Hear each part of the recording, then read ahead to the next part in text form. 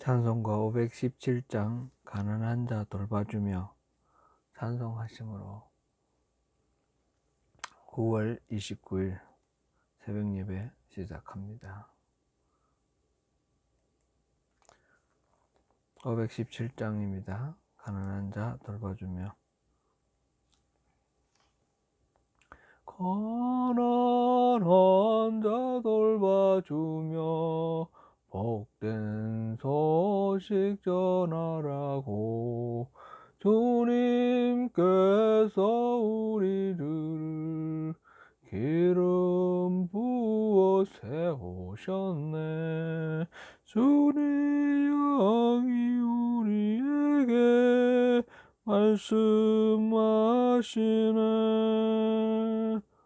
복된 소식 전파하라 명령하시네.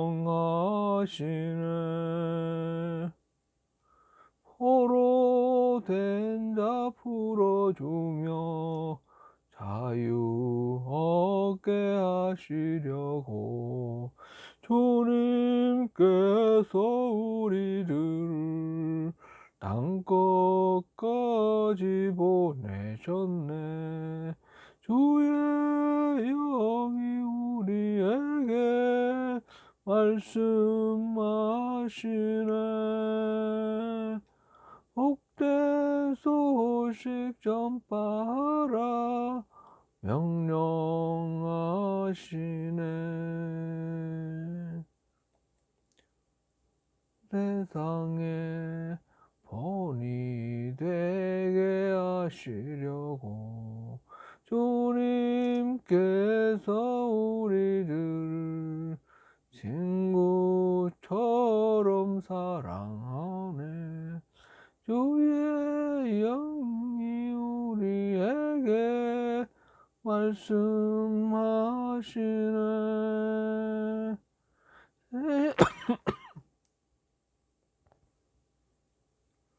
명령하시네.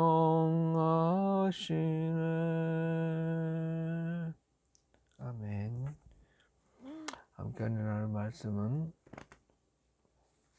누가복음 6장 20절입니다.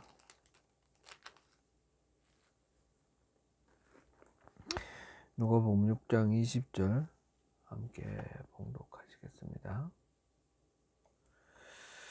예수께서 눈을 들어 제자들을 보시고 이르시되 너희 가난한 자는 복이 있나니 하나님의 나라가 너희 것이며. 아멘. 잠깐 기도하겠습니다.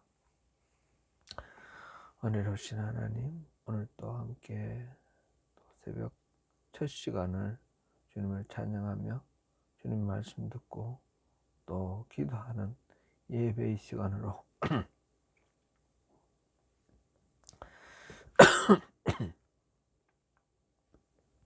맞게 하시니 감사합니다. 오늘 하루도 주님께서 온전히 인도하시옵소서. 예수님 이름으로 기도드립니다. 아멘. 네. 누가복음 6장의 이 평지설교, Sermon on the Plain 이거와 마태복음 5장에서 7장 사이 산상순, Sermon on the Mount를 비교해 보면 그 내용과 구조가 매우 비슷합니다. 둘 다 축복으로 시작하고 또한 둘 다 건축가, 반석에 세운 집의 이야기로 마칩니다. 내용상으로는 매우 흡사한데 평지설교보다 산상수훈이 수식어와 해석이 붙어있는 것을 봅니다. 이러한 것 때문에 어떤 학자들은 단순하고 간략한 어법으로 기록된 누가복음이 원래의 원형에 누가복음의 평지설교가 예수님의 설교의 원형에 가깝다 이렇게 추정하기도 합니다. 산상수훈은 수식어가 붙어있는 팔복을 이야기를 하는데 누가복음 평지설교에서는 사복, 단순한 어법으로 4개의 복을 이야기합니다. 첫 번째 복은 가난한 자에게 주어졌습니다. 20절 다시 한번 읽겠습니다. 예수께서 눈을 들어 제자들을 보시고 이르시되 너희 가난한 자는 복이 있나니 하나님의 나라가 너희 것이며. 누가는 그냥 가난하다고 하지만 마태는 심령이 가난하다라는 해석을 붙였죠. 가난은 본래 단순하게 물질적으로 궁핍한 상태를 뜻합니다. 그러나 거기에 심령이라는 말을 붙여서 심령이 가난한 자는 복이 있다라고 말하게 되면 그것은 내적인 또는 영적인 갈급함을 뜻하게 됩니다. 그래서 어떤 사람은 예수님이 본래 말씀하신 것은 경제적으로 가난한 사람에 대한 축복이었는데 그것이 마태복음에서는 은유적으로 해석되게 되었다, 이렇게 보기도 합니다. 그러나 물질적으로 가난한 자이든 영적으로 가난한 자이든 그들은 항상 예수가 필요한 사람들입니다. 또 항상 예수의 관심의 대상이 된다는 점에서 차이가 없습니다. 기본적으로 누군가는 물질적으로 가난한 자와 같이 사회적으로 소외된 사람들에게 더 관심이 많습니다. 누가가 이 복음을 기록한 누가는 가난한 자에게 관심이 많습니다. 여기에 가난한이라는 단어는 포토코스라는 헬라어인데 구걸할 수밖에 없는 절대 가난을 의미합니다. 이에 해당되는 히브리어는 아나라는 단어인데 경제적인 면에서 그날 벌어 그날 먹고 사는 사람들로서 압제를 당한다 해도 사회적으로 보호받지 못하는 자들을 가리키고 때로는 육체적으로나 정신적으로 압박을 당하는 자를 가리키다 합니다. 단순히 돈이 없다가 아니라 그것으로 인하여 엄청난 고통, 압박 속에 살아간다, 그런 의미죠. 그런데 이 단어는 외적인 고통과는 별개로 경건한 사람이라는 그런 의미로 쓰이기도 합니다. 즉 경건한 사람들은 흔히 하나님께서 돌보아 주시는 고통받는 자 또는 가난한 자로 묘사됩니다. 따라서 여기서 나타난 가난한 자는 하나님의 도움 없이는 살아갈 수 없는 가난한 사람들을 의미하며 또한 하나님을 믿고 섬기는 경건한 사람들을 의미하기도 합니다. 여기에는 역사적 배경이 있습니다. 신구약 중간 시대에 헬라 제국이 이 가나안 땅을 다 차지하고 지배할 때에 헬라 제국은 그 지배 스타일이 단순히 땅을 지배하는 것으로 만족하지 않고 모든 점령지에 헬라의 사상과 언어, 예의, 도덕, 종교까지 모두 이렇게 퍼뜨려서 헬라화하려고 하는 그런 정책을 썼습니다. 이에 대하여 경건한 유대인들은 강력하게 저항을 했습니다. 알렉산더를 이은 헬라 통치자들, 특별히 그 에피파네스 4세 같은 경우 유대인들에게 할례와 안식일을 금지시키고 율법책을 가지고 있는 사람은 사형에 처하기도 하였습니다. 이러한 와중에 누구보다도 종교와 토라에 충성하고 신앙의 지조를 지킨 사람들은 점점 더 가난해질 수밖에 없었습니다. 따라서 가난한 자는 신앙의 지조를 지키기 위해서 물질적인 풍요를 포기한 사람을 가리키는 그런 말이 되었습니다. 반면에 24절에 나오는 부유한 자는 이방 세력과 야합한 타락한 자들이었습니다. 그들은 하나님께 복을 많이 받은 자들이 아니라 세속화된 속물들입니다. 그래서 이 부분을 메시지 성경은 이렇게 번역하고 있습니다. 모든 것을 다 잃은 너희는 복이 있다. 그때야 너희는 하나님 나라를 찾게 될 것이다. You are blessed when you've lost it all. God's kingdom is there for the finding. 하나님의 뜻을 따르기 위해서 모든 것을 잃어버린 사람, 그래서 가난한 자는 복이 있는 사람입니다. 바로 그 자리에 하나님의 나라가 발견되기 때문입니다. 그러나 이 말씀을 오늘날 우리의 삶에 비춰보면 세상적인 기준에서 어리석은 말로 들립니다. 뿐만 아니라 신앙에서도 구약에서는 물질적인 풍요가 하나님이 주시는 복이라고 이렇게 기록되어 있습니다.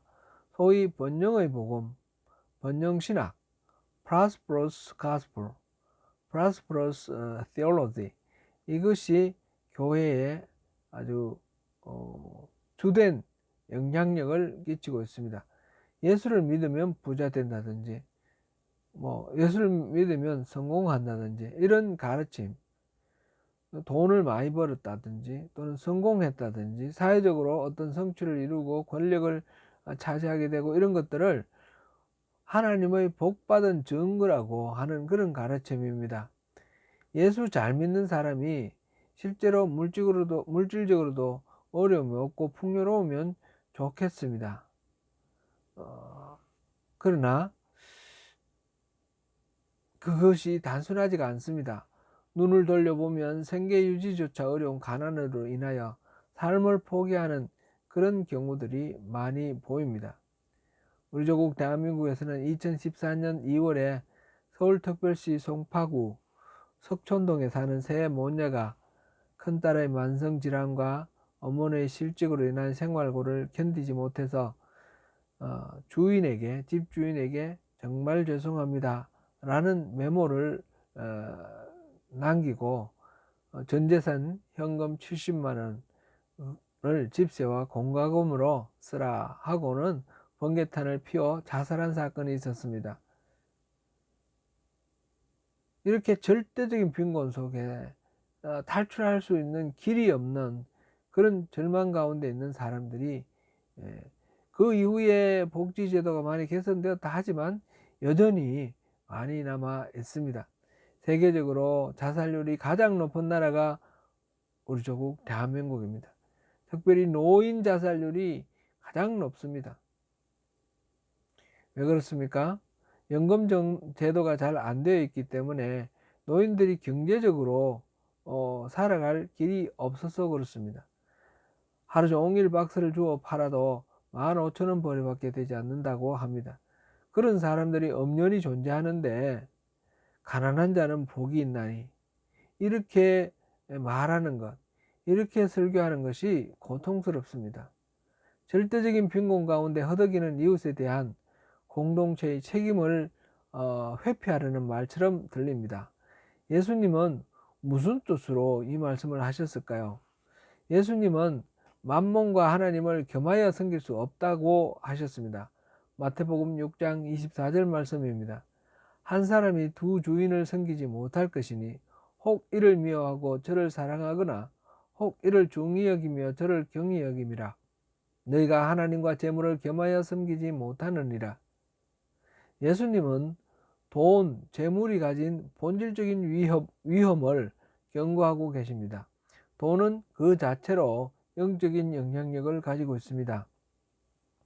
인간의 타락한 본성은 돈의 유혹에 매우 취약합니다. 그러므로 돈에 대한 마음을 정리해야 합니다. 보물을 하늘에 쌓아두라 하셨습니다. 오늘날 모든 문제가 경제 문제로 귀결됩니다. 경제에 도움이 되고 우리 삶을 풍요롭게 하면 무조건 오케이입니다.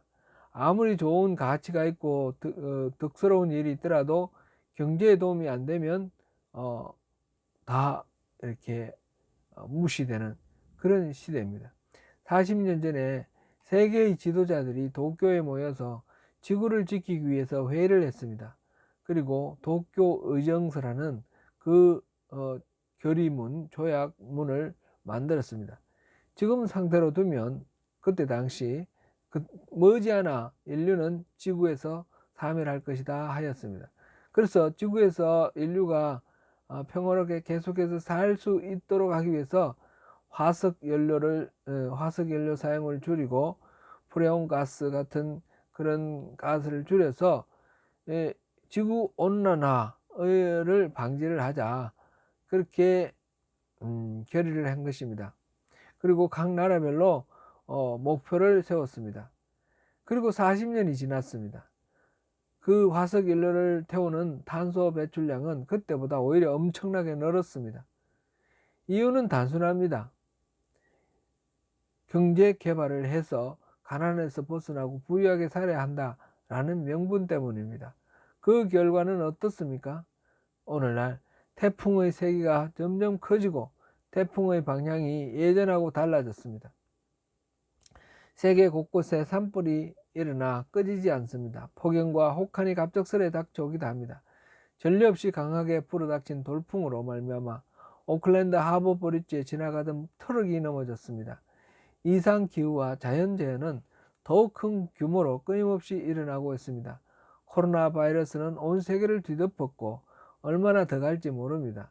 북극의 얼음이 다 녹고 시베리아 동토가 다 녹았습니다. 그 얼음 아래 갇혀있던 메탄가스가 엄청나게 뿜어져 나오는데 지구온난화를 더욱 가속시킬 것이라고 합니다. 그런데도 국가 경제에 도움이 되면 탄소 배출을 줄이기는커녕 내려가기만 합니다. 돈이 세상을 잡아먹고 있습니다. 돈이 인류를 멸망으로 몰아가고 있습니다. 비록 자연재해의 피해를 가장 먼저 당하고 늘 생존의 기로에 서 있지만 가난한 자가 그래서 복이 있는 것입니다. 하나님의 나라가 그들의 것입니다.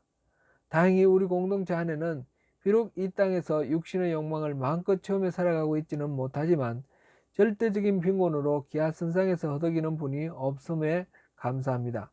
혹시 저도 모르고 서로 모르는 절망적인 어려움이 있으시다면 그것을 혼자 품지 마시고 반드시 함께 그 짐을 지도록 내어놓으십시오. 그래서 주님은 우리를 구원하셔서 교회 공동체로 불러 모으셨습니다. 가난한 자에게 복음을 전하게 하시려고 이 땅에 오신 우리 주님 예수 그리스도의 마음을 품으시고 만몬 그 재물의 위력을 이겨가시는 저와 여러분이 되시기를 축원합니다. 기도하겠습니다. 은혜로우신 하나님, 가난한 자에게는 복이 있나니 하나님의 나라가 그들의 것이다. 말씀하시는 하나님의 말씀, 우리 예수 그리스도의 말씀을 또 묵상했습니다. 단순하게 쉽게 그냥 심령이 가난한 자는 복이 있나니와 같이 그렇게 영적으로 해석하고 현실성 없이 지나가기에는 너무나 무거운 주제입니다. 돈의 문제, 경제의 문제가 온 세상의 모든 가치를 다 삼켜버린 그런 시대를 살아가고 있습니다. 주님, 우리에게 은혜를 베풀어 주셔서 분별력이 있게 하시고 장래를 볼 수 있는 눈을 갖게 하시고 우리 자녀들이 살아야 할 그 세상을 위해서 또 우리가 준비하면서 이 땅을 지킬 수 있도록 도와주십시오. 그렇게 하면서 무엇보다도 우리가 어려운 가운데 곤란한 가운데 우리를 붙들어 주시고 세워주시고 위로해 주시는 주님을 발견하고 주님 그곳에서 하나님 나라를 우리가 발견할 수 있도록 도와주십시오. 고통과 가난 속에서 하나님의 은혜를 누리게 될 때 참으로 그것이 복이라는 사실을 우리가 깨달으며 그 복을 누릴 수 있는 우리 모두가 되기를 원합니다. 주님, 우리 삶의 한가운데 언제나 와주시고 임재해 주시는 주님으로 인하여 오늘도 감사와 찬양과 영광을 올려드리며 예수님 이름으로 기도드립니다. 아멘. 더 깊은 묵상과 또 기도로 주님께 나아가시길 바랍니다.